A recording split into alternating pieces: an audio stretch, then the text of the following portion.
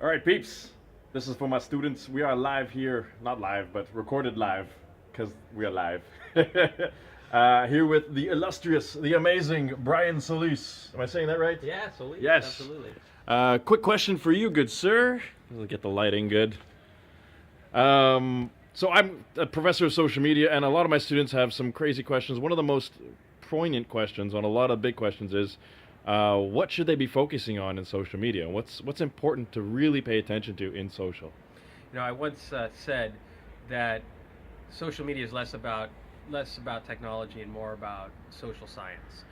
And that I said that I don't know how many years ago, 2006, 2007, and it's still one of the most retweeted things today. So I think that struck a chord, and the reason why I'm sharing that story with you is because I think that that's the most important thing for you to focus on in terms of social media.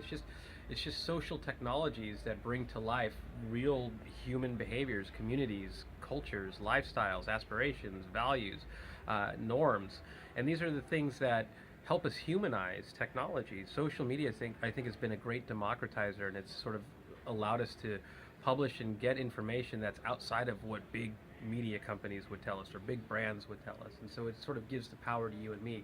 The most important thing for you to focus on is you and me, how that forms groups and communities, and what those interests are, shared aspirations or behaviors, and understand also how that comes to life in communications and values, and let that inspire your strategies, whether it's marketing or service or product development or social innovation. These are the types of things that we have to understand are the new normal. So we now expect to be able to engage with one another, to be able to share with one another, to be able to capture and share experiences or publish information and get reactions to all of the things that we're doing. So the social and social media is a very human thing, and it's very easy to get caught up in all the latest technologies, the latest apps.